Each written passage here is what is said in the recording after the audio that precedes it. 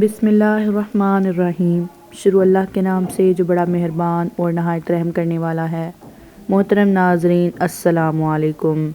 میں آج اس ویڈیو میں حضرت موسیٰ علیہ السلام اور قارون کا واقعہ شیئر کروں گی۔ ناظرین، ایک مرتبہ حضرت موسیٰ علیہ السلام نے قارون کو زکوٰۃ کا کہا تو قارون برا مان گیا۔ قارون سوچ میں پڑ گیا کہ اتنی رقم میں زکوٰۃ میں آخر کیوں دوں۔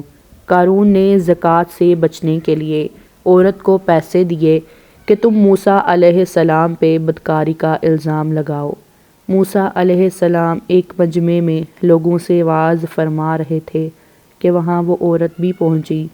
موسیٰ علیہ السلام سے مجمع میں ایک پوچھنے والے نے پوچھا کہ جو انسان کسی عورت سے زنا کرے اس کی کیا سزا ہے؟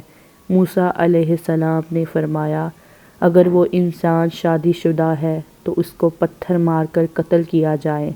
ناظرین، اس نے کہا، یہ عورت کچھ کہنا چاہتی ہے۔ اس نے عورت کو کھڑا کیا۔ موسیٰ علیہ السلام نے کہا، کیا کہتی ہو بی بی، کیا مسئلہ ہے آپ کا؟ اس کی نظر پڑی نور نبوت پر تو اس نے کہا، میں کچھ نہیں کہتی، قارون نے مجھے پیسے دیے تھے کہ آپ پر بدکاری کا الزام لگا دوں۔ موسیٰ علیہ السلام فوراً سجدے میں گرے۔ اللہ نے فرمایا، موسیٰ، آج تو زمین کو جو حکم دے گا وہ اس کی تعمیل کرے گی۔ موسیٰ علیہ السلام جلال میں کھڑے ہوئے اور زمین کو کہا، پکڑو اسے۔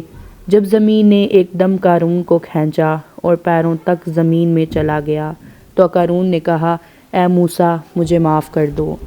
موسیٰ علیہ السلام نے کہا، اس کو اور پکڑو، کہ زمین نے اس کو مزید کھینچا اور پیٹ تک چلا گیا۔